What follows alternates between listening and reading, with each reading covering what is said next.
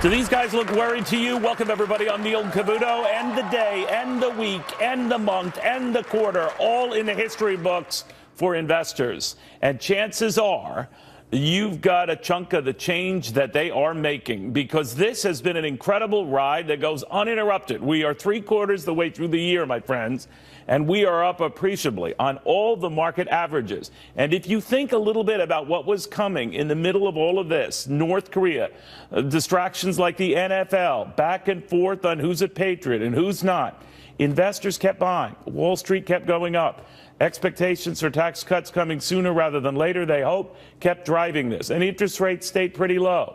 A stable economy, a testament to incredible capitalism, which we're going to get into a little later with Ben Stein, who says it's the only game, and the Democratic game in town, and America is leading the charge. But first, to Fox Business Network's Connell McShane in Washington, where the president was pitching something that is a big deal to those markets' tax cuts, but not before a little distraction on a certain cabinet member. Connell. That's right. On a Friday afternoon, a little late-breaking White House news, Neil, as the president moments ago spoke about what has become one of the big stories of the week here in Washington, and that's the future of the Health and Human Services Secretary, Tom Price. Price has come under fire for his use of charter aircraft when commercial options were available for his travel. So the question has been raised, will the president end up firing his health secretary? Here's what he said just moments ago. He's a very fine man, but we're gonna make a decision sometime tonight. All right, so that is something we'll be looking for as he heads into New Jersey for the weekend, and to see if there are any further announcements on the future of Secretary Price. But to your point, Neil, this day before that was all about tax reform as the sales pitch continues. I was in the room across town earlier today when the president spoke to a group of manufacturing executives and workers, and he basically made the argument to them that lower business taxes would make their companies more competitive. And he told them he would give them the tools. Watch. My administration is working every day to lift the burdens on our companies and on our workers so that you can thrive, compete, and grow. And at the very center of that plan is a giant, beautiful, massive, the biggest ever in our country, tax cut. All right, well, we spoke, Neil, to some of those executives at that event, and they liked the message, one saying that a lower corporate tax rate would be music to our ears. Back to you. All right, and money in their wallets. Thank you very much, my friend. Connell McShane. All right, in the meantime, a lot of market watchers are following these developments on tax cuts because we're told that this is the tonic that's going to keep this going.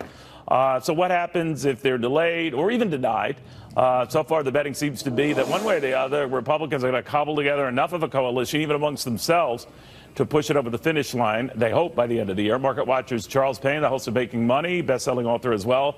Gary B. Smith, Carrie Sheffield. All right, Charles Payne, to you on this notion that this knows no bounds, that this market climbed a wall of worry, a wall of doubts, even in the middle of, saber rattling from the North Koreans to distractions like the NFL. What is going on? Well, the market is also climbing, mounting evidence of the economy already shifting gears. I'll tell you the distinct difference between a rally now, the President Trump rally, versus the President Obama rally.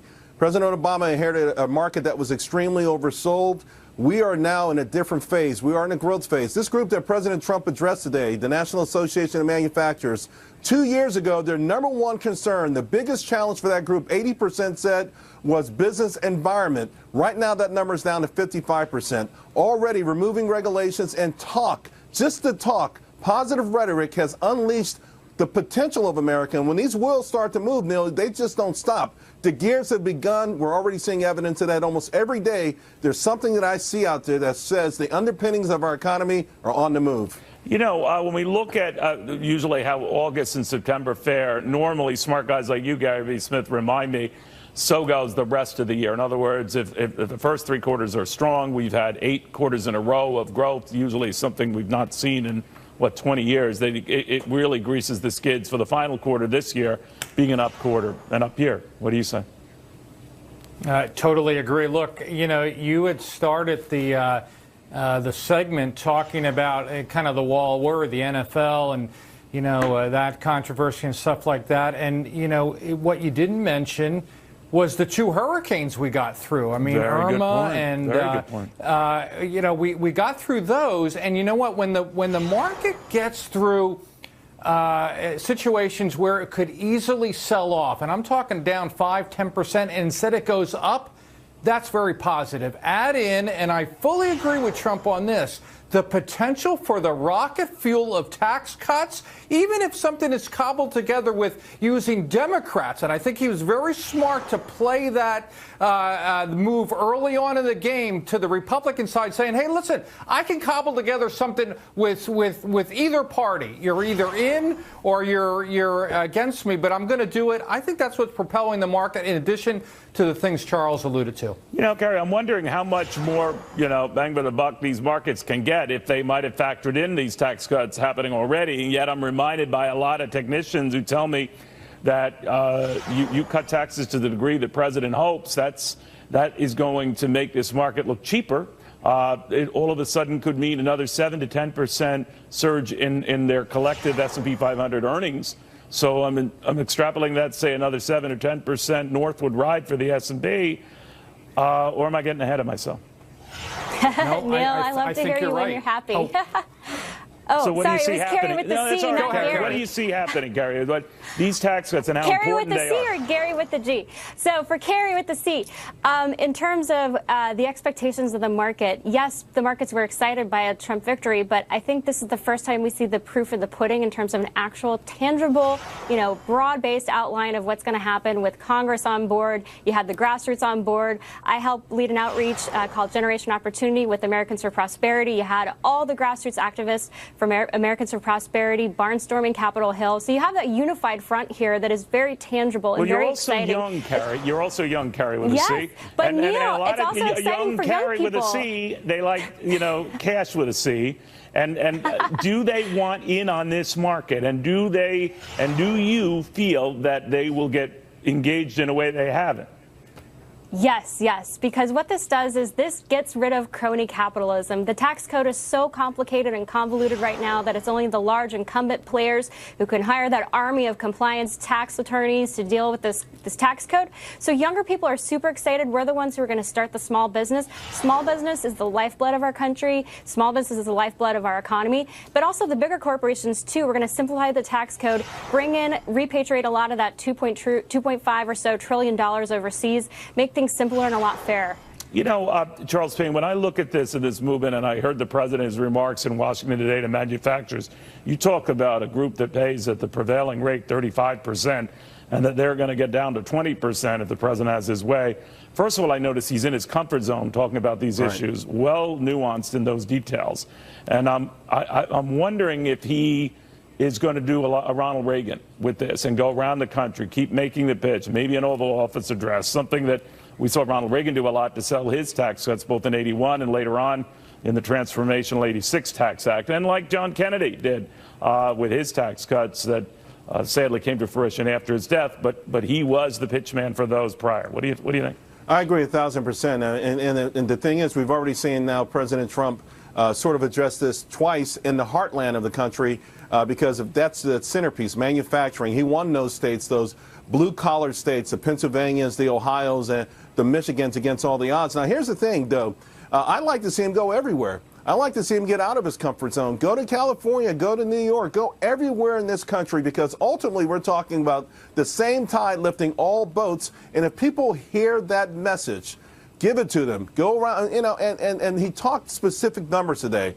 People want to know, my family, I've got a family of 4, we do $70,000 a year. What does it mean to me? Give me the bottom line, and I'll go from there. Guys, thank you very much. All this breaking news, including on Puerto Rico. There seems to be a sort of a discrepancy between the read from the governor of Puerto Rico, the mayor of San Juan, and then enter the president of the United States to try to clarify it all. What's going on? What's the real story after this? Saturday, the president's tax plan. A miracle for the middle class, for the working person. We've saved a lot of lives. We've done a really good job, and now we're bringing the people for distribution. All right, so what is the deal, really, when it comes to Puerto Rico? Well, you'd have to talk to someone in Puerto Rico. So we thought talking to the governor of Puerto Rico yesterday was a step in that direction. Governor was saying, essentially, President's right. The help has been on the way and things are going well. To former FEMA Director Michael Brown on all of this, because the back and forth harkens back to charges, depending on who you listen to, of his critics, that it's another Katrina situation. I don't see that, Michael, but what do you see? Well, here's what I do see on the ground in Puerto Rico, and that is a political fight between the governor and the mayor of San Juan. And that doesn't bode well for a response. By the way, to have that a sounded unified very response, familiar with what you dealt with in New Orleans and elsewhere. And that's exactly why I bring it up, is because there's this political battle between the mayor and the governor. And I'm just going to say to them, using your show, get over it. You need to have a unified command structure, because FEMA and the Department of Defense are there with the supplies. They're doing everything they can. But if the two of you are fighting, that slows down the response, and shame on them for that. All right. They're both of the same party, which kind of surprised me when I heard that. But having said that, obviously maybe the conditions in San Juan are different than they are, let's say, in the greater areas of Puerto Rico. But they're still reporting. They absolutely are. They're still reporting. Both of them are in San Juan as they're saying this. And then enter the president of the United States, who is weighing a visit there next week, still says he's going to come, I believe, next Tuesday, Michael. Good or bad move? You know, I don't know, because I can't tell you exactly where he's going to go. If there's a place for the president to go in San Juan where he where he won't interrupt, just land at the airport, give a speech, talk to some people, see what's going on, then I'm okay with that. But he doesn't need to get in Marine One and to go to Vieques. He doesn't need to go to the northern side of the island or the southern side of the island. Just stay in one place and don't disrupt, because this is an incredibly complex response. Because you have to repair the docks, the ports, the runways, and think about the power grid, Neil. So when you have the power lines down, you have the substations down, you have the generation facilities down, so you have to start at square one. This is now like walking in. That's going to take a while to do that.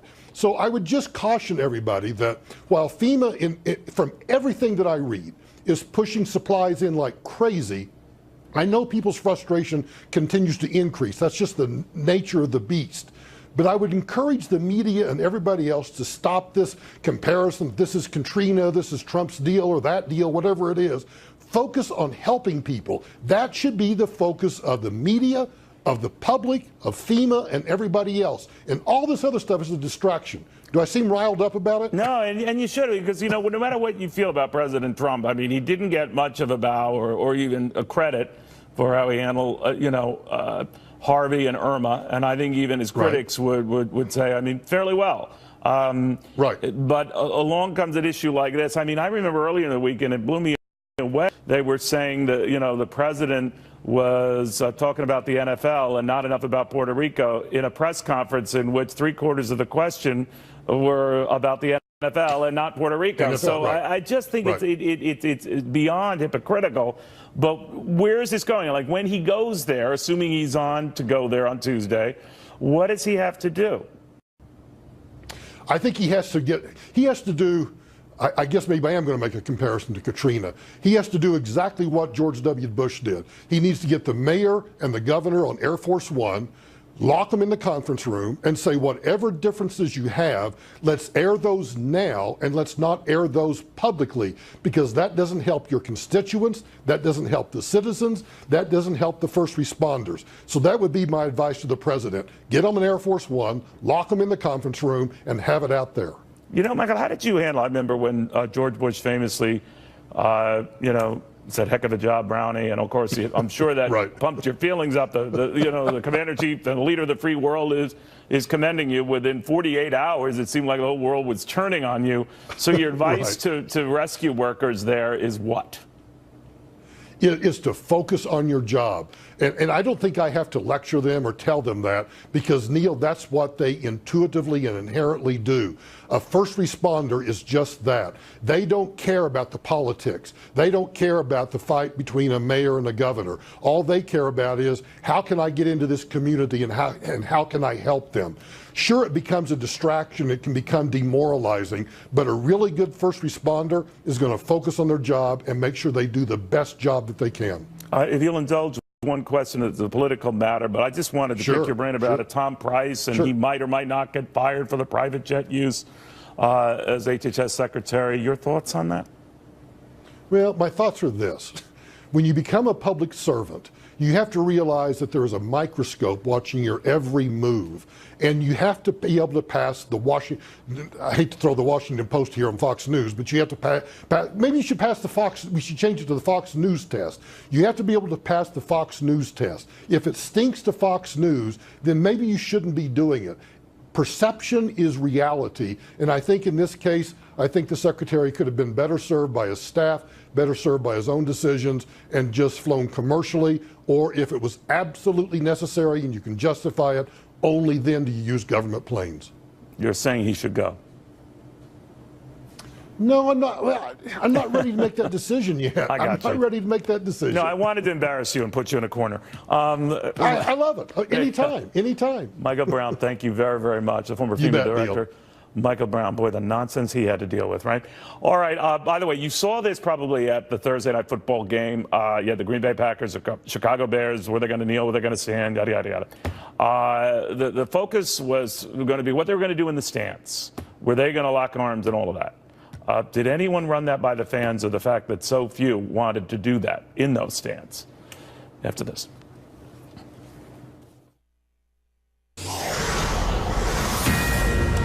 All right, you've had the controversy back and forth about whether you stand, kneel, whatever, for the national anthem. Well, yesterday they called for some studio involvement on the part of the audience that was there.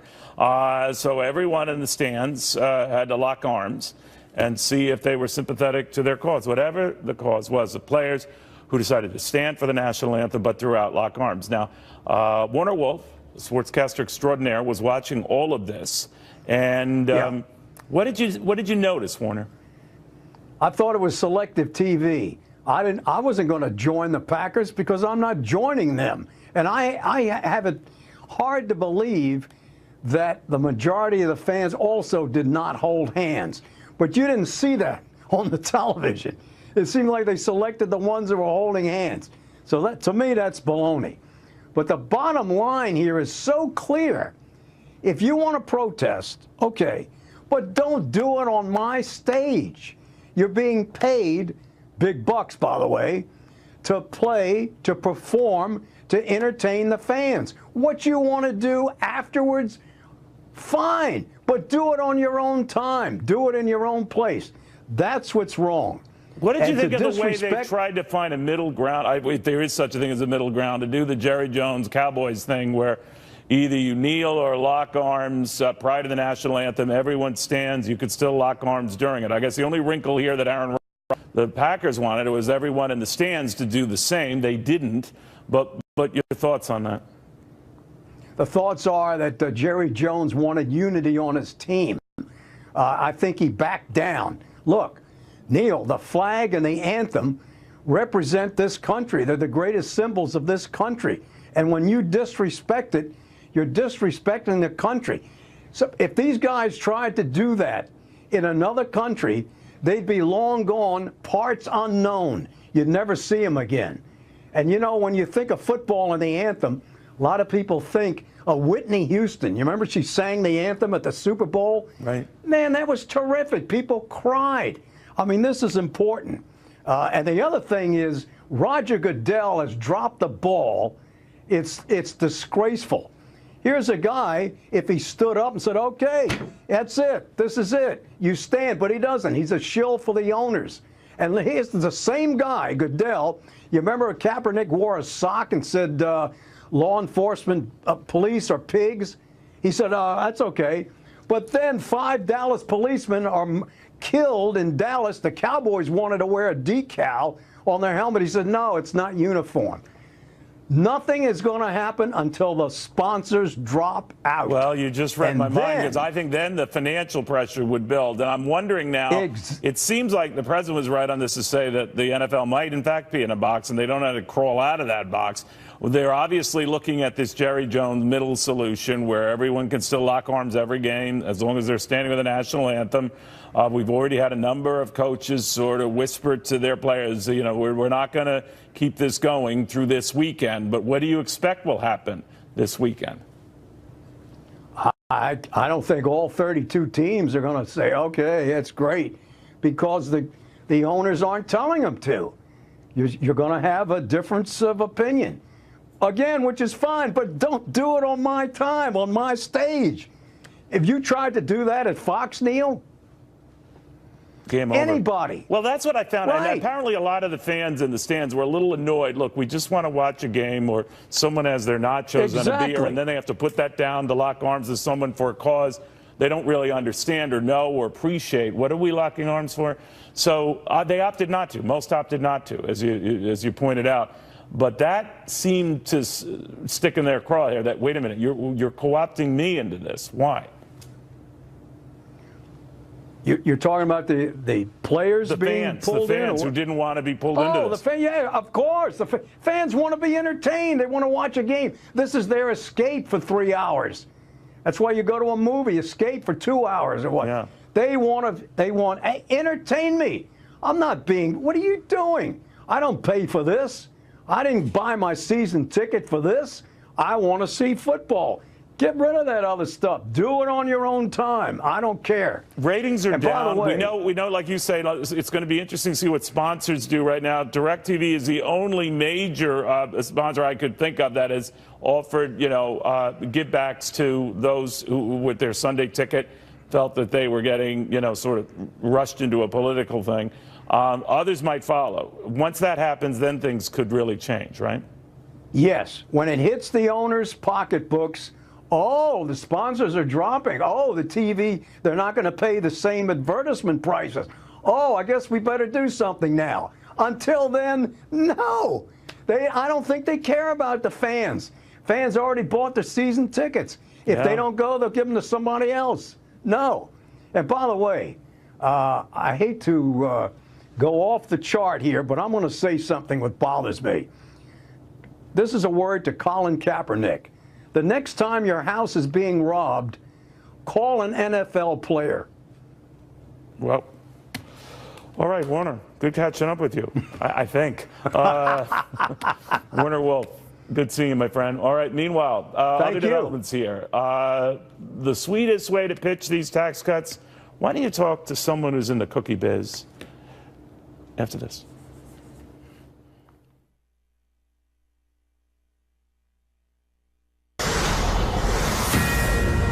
Do not tell this guy that if tax cuts just fade away and never happen, well, that's just the way the cookie crumbles. You see, this guy is into cookies, sugar-free cookies, and I'm told they're delicious. I find the concept a little weird that sugar-free anything can be delicious, but I digress. He's the CEO of Joseph's Light Cookies. Joseph Sempervivo is with us right now. Joe, very good to have you.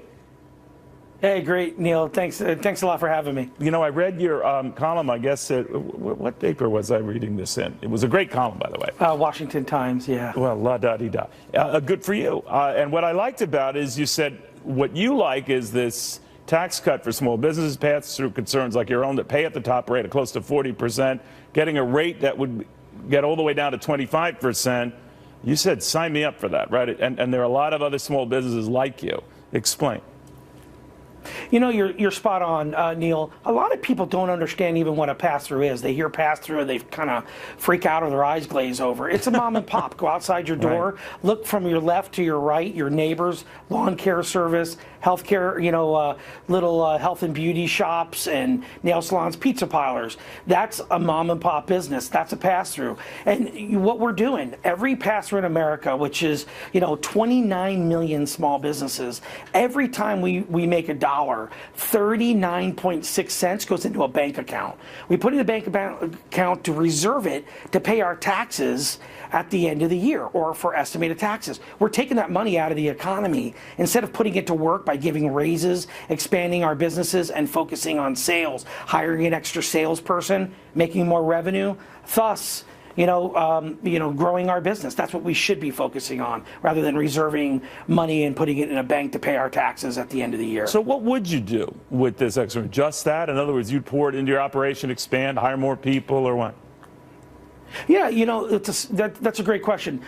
Businesses, our training expenses, by the time someone's fully trained, all the mistakes that are made, etc., is about $60,000 a year. So there's a couple things we want to do. Number one, with the tax cut from 39.6 down to 25%, that free up cash we get to take out of the account. We could give raises, we can give extra training, continuing education to our team members, and that way we can keep them rather than hiring new people. Number one. Number two, we could expand internationally. We hear this whole debate about tax cut. We never hear about what that means internationally. For domestic companies, U.S.-based companies like mine and all the other ones, we get to get our funds and compete against Ireland that has a 12.5% income tax. That difference of 39.6 to 25 is a 14.6% savings. That means we can afford to lower our prices domestically and internationally by 14.6% to become more competitive. But in the end, if you think about it, I mean, even though you start from a higher level versus the corporate rate that right now is at 35%, they don't all pay that. Your rate won't go down as low as some corporations if the president's rate, strategy sticks. In other words, it would go to 20% for big guys, 25% for you.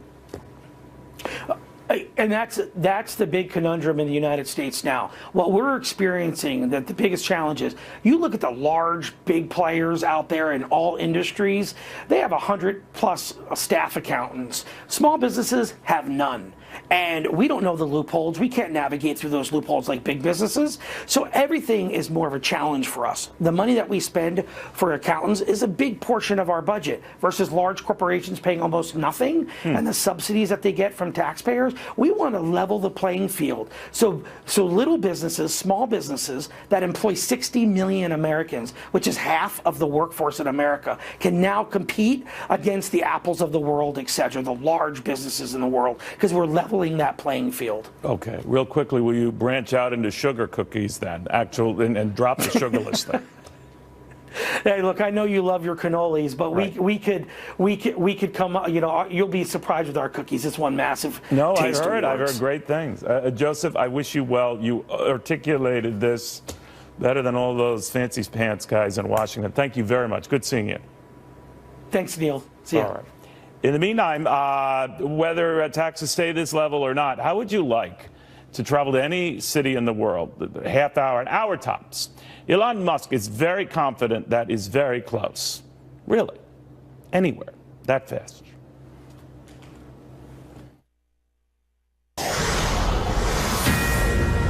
Tom Price is resigning. The man who heads the Health and Human Services Cabinet Department, one of the most important cabinet departments, but got dragged into a issue of flying on private flights, charter flights that picked up tabs north of $1 million, submitted his resignation to President Trump, and President Trump accepted it. This from the press secretary's office at the White House. That Secretary of Health and Human Services Tom Price offered his resignation, and the president accepted. The president intends to designate Don J. Wright of Virginia to serve as acting secretary, effective 11:59 p.m.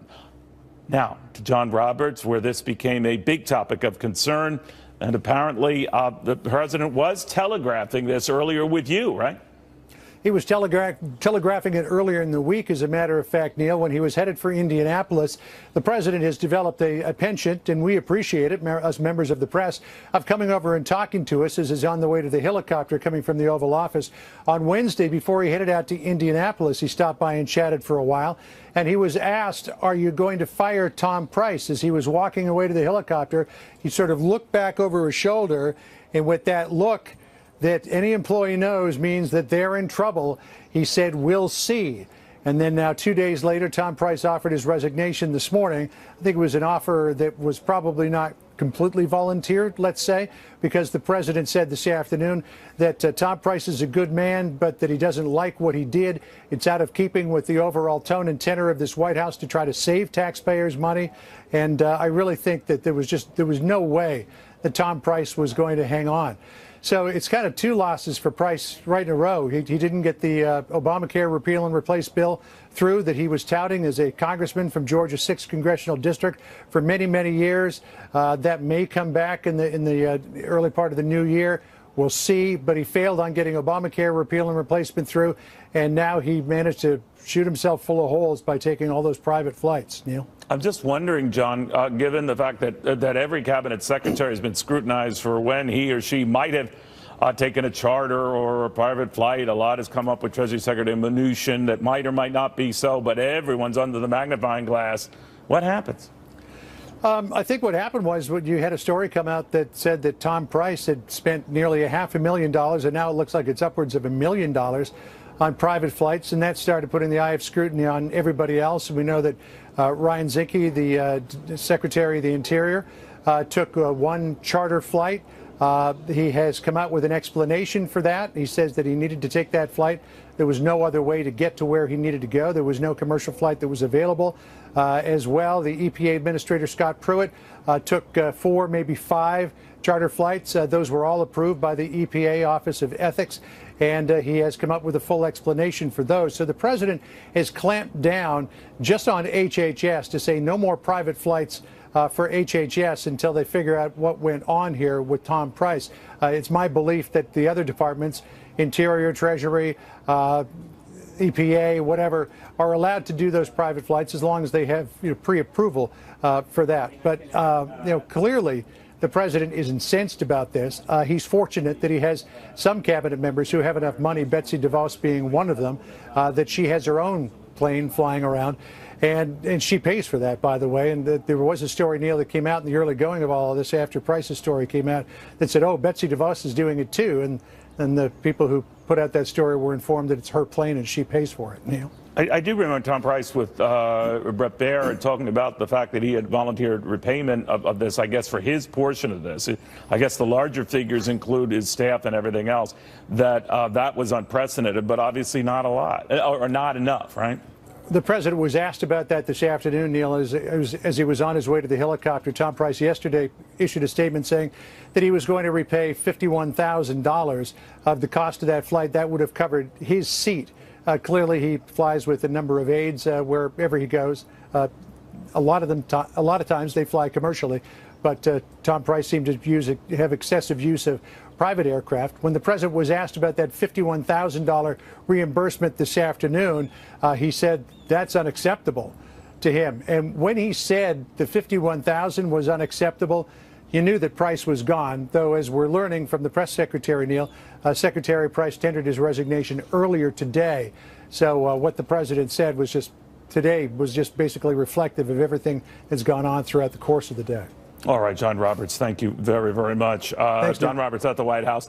All right, now to the man who had a chance to talk to Secretary Price only yesterday, in which Price had indicated that he would not take any more private charter flights as Secretary of HHS, adding the statement, no exceptions. Apparently it was not enough. Brett Baer with us right now. Brett, your reaction? You saw the president today, Neil, come out and say that he still wasn't happy and a decision was coming tonight. I think the writing was on the wall about this, and it's got a lot of coverage. Now, we've also talked about, other secretaries in the past have flown, and if you look back at the Obama administration, analyzed lawmakers and people in the Obama administration who had flown privately. But this is right now, and this is this president. And when it started to be a stone going down the hill, it was gathering a lot of moss. When you talk to him, he tried to, explain it and try to say it wasn't going to happen, and he would, reimburse for, the flights and all. He was trying to clarify, I think, his portion of that, his seat, in other words, and not others who might have traveled or the full extent to which he did travel. But apparently none of that was good enough. But what made this cascade to the point that he's out of there? Well, I think it's a couple of things. One is it's not a great scenario for healthcare overall. If you remember back at a Boy Scout jamboree, President Trump said, you know, Secretary Price, Tom, if you don't get this done, you're fired. Right. You know, joking. Yeah. And he didn't get it done. Obviously, he's not the only one who didn't get it done. Lawmakers, Senate Republicans have, hold a lot of that. But I think that plus the fact that it was just getting a lot of coverage. And, when he explained that he was paying for his seat, well, the staff and the security wouldn't have booked a plane